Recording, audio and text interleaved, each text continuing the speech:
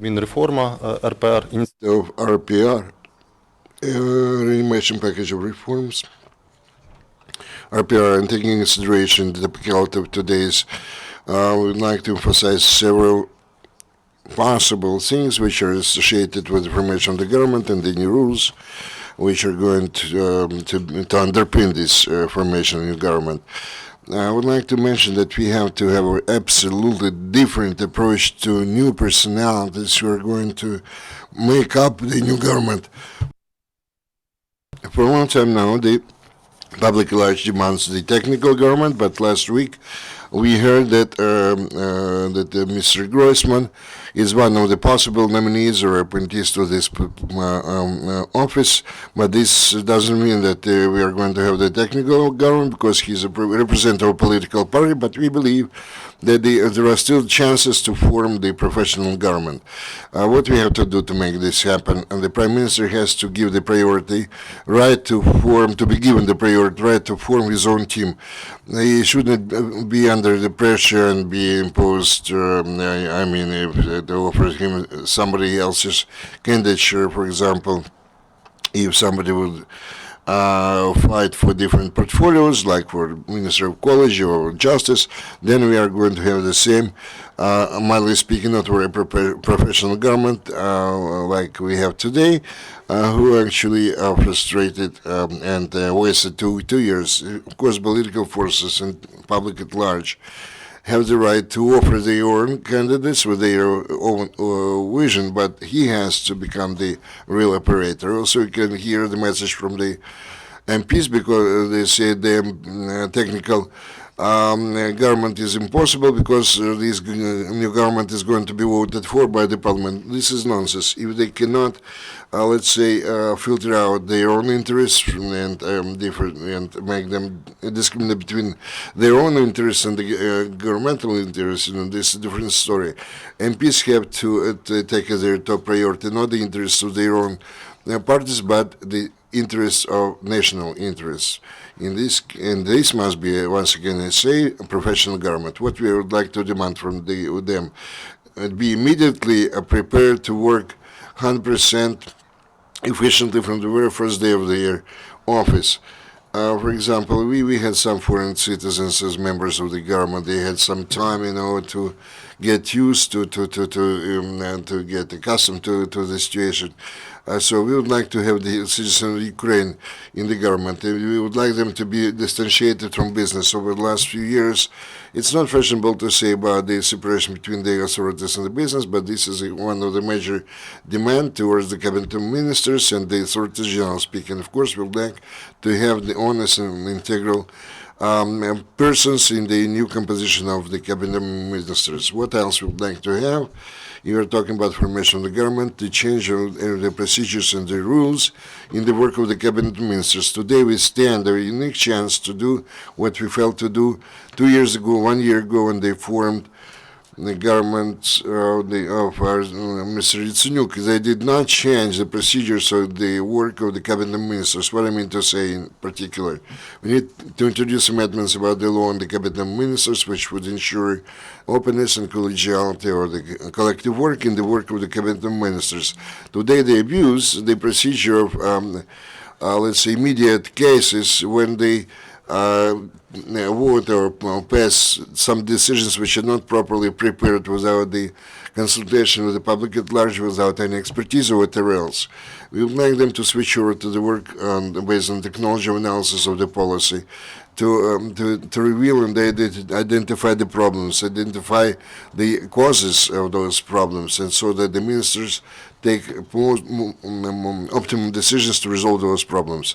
We really want that none of the decisions be taken without a discussion at the governmental committee. This is one of the only with few places where they can actually communicate and not just exchange correspondence. We would like all the decisions to be taken by the government to be published in advance for them to be discussed by other experts before the specific sitting or meeting of the cabinet ministers takes place. We have to to see with the draft clause whether there are some infringements or the violations of the existing law, and to do that without the consultations with the public at large, this is a wrong thing to do. Sometimes even the members of the cabinet ministers cannot do that, which is abnormal. Of course, there are a lot of other amendments to be introduced about the law on the cabinet ministers or the executive authorities, which can make the work of our government more efficient. Some of them are technological, technical nature. Maybe my colleagues will actually add to what I have said already.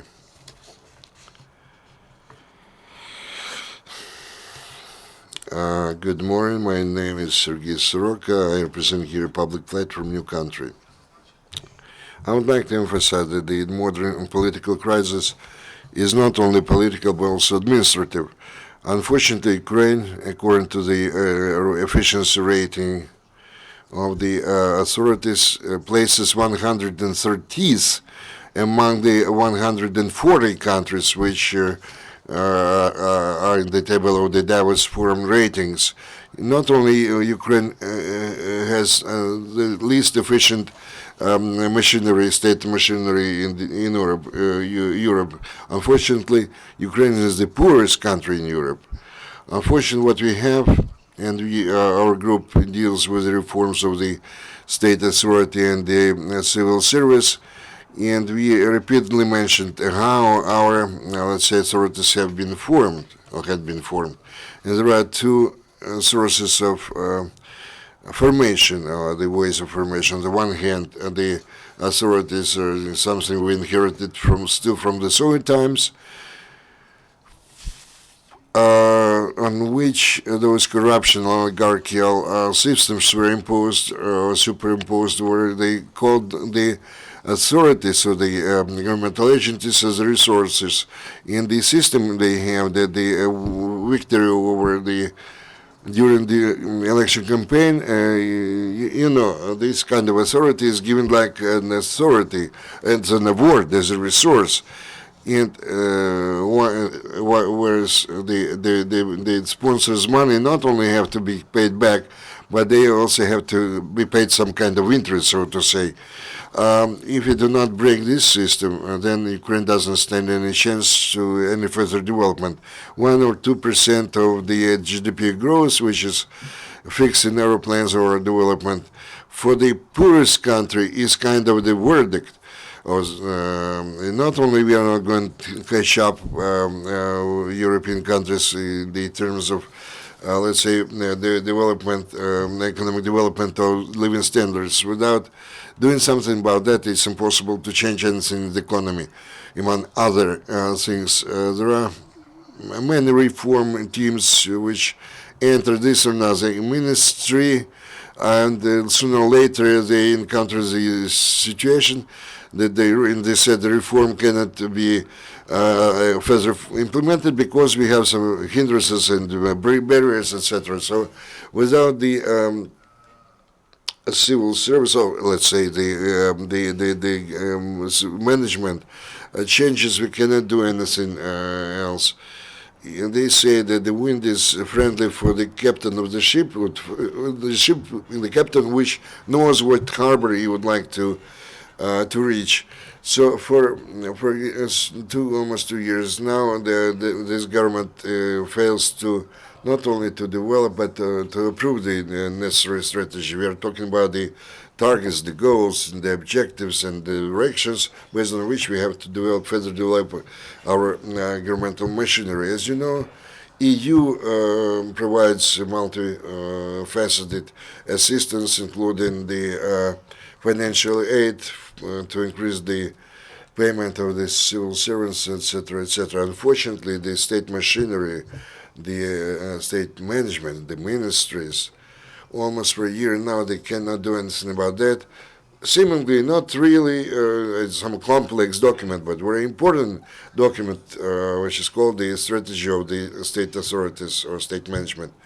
We made a small step forward. We do involve experts, and we have our own vision, and we do cooperate efficiently with our European counterparts.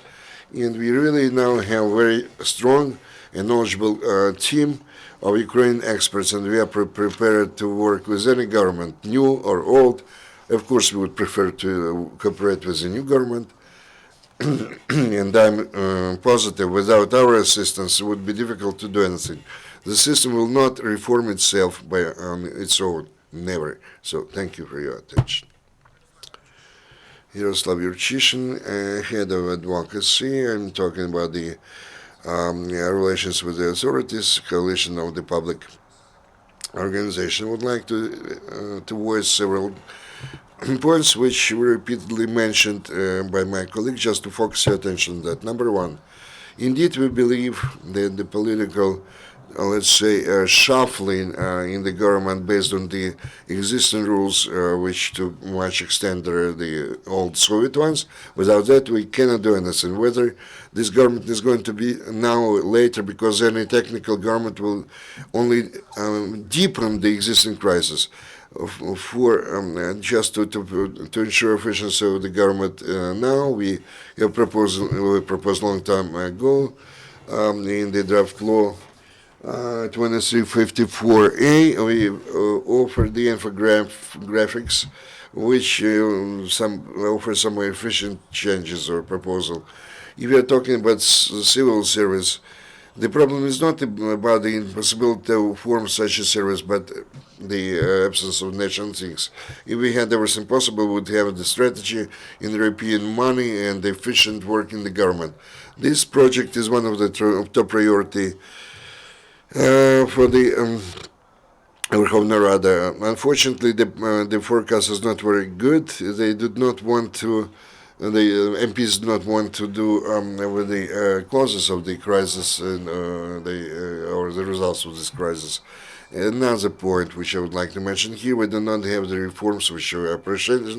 The reforms without an administrator cannot be implemented. The administrator in the government, who is, let's say, responsible in the government himself. We have the agency on the issues of civil service. We actively cooperate with them. But let's put it this way: if we are talking about proactive or target-oriented management, Denis Brodskiy actually was ousted or squeezed out of the government by the Prime Minister Yatsenyuk. So, are we going to have the new reform? Depends whether we are going to have in the government an influential and knowledgeable person who is going to be responsible for this or another issue. For example, about the police, we have the responsible person for the work of the police. The reform of the civil service, there is no administrator. That's why we have to have, our position is to have in the government administrator, could be the vice minister, for the civil service issues with a clear understanding. When we communicate with our European countries, they say are not going to implement reforms until we have the necessary machinery to do that. Do we have the candidates for this office which we can propose? Yes, we have. If the government is prepared to heed to us, we even are prepared to put forward not only one but several candidates or candidatures who will not only occupy the office like was the Vice Prime Minister Vyhovsky, but do something. Traditionally, we try to resolve problems in the way I can see the problem, so there is no problem. So the major failure of the government of Yatsenyuk, they didn't do anything for 2 years. So what is being done, what has been done in this country over the 2 years, it was not the merit of the government of Yatsenyuk, but the experts who offered those. They failed to pass the law, to adopt the law, which I mentioned before, for 2 years, though it had to be adopted in the first quarter 2014. If there is no political responsibility, there are no reforms. So our proposal is to resolve this crisis, governmental crisis, without the information of the technical government, to adopt the law which allow us to work on a new basis, and to appoint the person who is going to coordinate the strategy who will coordinate the implementation of law, who is going to follow the laws to the category A, the top offices. And we do hope, otherwise though we have the doubts that this will be possible to make it happen this year. Mykola Vyhovsky, RPR expert. It's no secret to anyone that the next Prime Minister most likely is going to be Volodymyr Groysman, and the message, most important message we have for him, he has to avoid some kind of doing something behind the curtains, because if he's going to base his activities on the wishes of the coalition, the former or the new one, if he does that, he will have kind of mixture, blend, which will not allow him to do his job. So that in this case, this government is going to be inefficient. Of course, we would like to have all the ministers high professionals, honest, integral, making the same like-minded people who are going to push forward the reforms and change the country for the better. It's very important for the new government if they can form for each ministry the mission of this ministry. And according to that, they have to nominate the persons who are going to be responsible for different issues. They have to set up new departments who will actually hire personnel according to the new law on civil service. And it's very important that the new people come in there be given already or be paid new higher salaries, because we're talking about the salaries of today. It's impossible to involve a really high, top-notch professionals. It's unrealistic. In order to increase those salaries, unfortunately, today, on the one hand, we do not have political will to allocate more money for these payments in the public sector. On the other hand, they propose us 2 million euros from the EU for the 2 years to pay to the civil servants, just to change the strategy of the state management, which until now the incumbent government has not adopted yet, and they do that behind the scenes, without allowing any access to the public at large. So when they formed the coalition 2 years ago, and they reached some of the agreements, the platform for the activities of the government, they set up the Ministry for the Administrative Reform. In addition to the state management, it also has to take care of the internal transformations.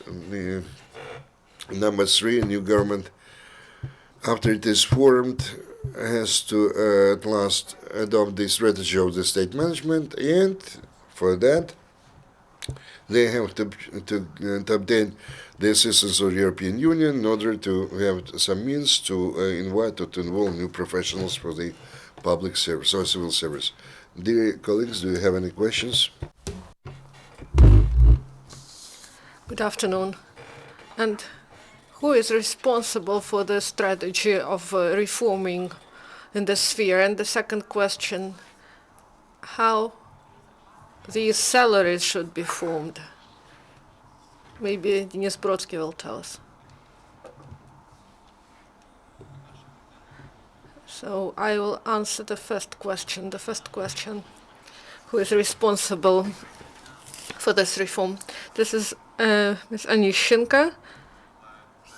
And as my colleagues told us, the work is done behind closed doors, and the project was presented September last year, and after this there were no information about this text, and then there was confidential information that now Europeans, they say that if you want to have money to support a part of your civil service, so you should implement a strategy, and the Europeans should understand where money goes. And our dialogue with the Secretariat of the Cabinet of Ministers, we are not satisfied with this document, with this dialogue, and we presented our comments and amendments to this document, but we don't know what is going on, whether these amendments will be introduced in the document. And the work in this document is the bright example of how not to work on the document, because different parties should be involved in the creation of such documents. My colleague will tell you about the second question. So the mechanism of payment, this issue is not well coordinated now with the EU experts. As we know, this is a mechanism. They want to take 90 million euros and to spread it through the civil service. And this is not effective. And we have our formula. Our working group developed this formula. This will be additional money for honesty and professionalism. Civil servants who underwent the vetting procedure, and they will get this additional payment. And those who were verified for honesty and integrity, they also will get payment at the level that is going to be established. And this additional payment is only for A and B level, so the heads of departments and heads of institutions. Category B, there is different mechanism we propose to reduce staff. And those provisions of the law on civil servants, and including we redistribute the funds among those employees that stayed and that will have more load, more responsibility. And as I know, the government doesn't have their own system for this. And maybe the question to all the experts. And before this law is introduced, there is only a month left. So they said that this is a framework law, and there should be some bylaws to it. And we don't have much information on this. And what can you tell about the rest of the documents? And how it should be introduced on the 1st of May, but will it be introduced then? So the agency created an expert group, and there is active work now. We work on these laws, bylaws, and we coordinate them in the ministries. And first were introduced on vetting commission, and we also work every week, and we meet every week, and we work according to our schedule. And it is important to know when these documents will be approved by the government. So the public is involved in these processes. Yes, we work actively and we take part in coordination, and we also work with the EU experts who came the week before the previous week, and they are actively involved in this process, and that they cooperate with our governmental bodies and also with our experts. Do you have some other questions? Maybe some comments? I would like to add. The law on the civil service will come in force on the 1st of May, and there are some people want to postpone it or to say that some norms are not constitutional. And they ask that this law envisages competition for all positions, and they are concerned about it. And they some people, they just didn't see that how this law was developed, and now they don't believe in the effectiveness of the law. And we heard also that in judiciary system there is some constitutional appeal about that some norms of this law are not constitutional. They try to revise this. Of course, there will be some attempts to revise this law, to postpone it, but we want to introduced on the 1st of May, and all the bylaws should be adopted. And last week, our PR presented the plan of reforms, and also there were these issues on the agenda of forming the technical government and introducing some changes to the law. And the new government, the priority for the new government should be the full implementation of the law on civil service. We should be honest. The task of this new government is to create effective governmental system for all governments to come. And if the next government will be is professional and implement the law on civil service, it will create an effective system for all the governments to come, and then the parliamentary crisis won't be so deep. And if you don't have other questions, we thank you for speaking about strategic things that will prevent some political crisis in future. And we are always open to new ideas. Please come to us again.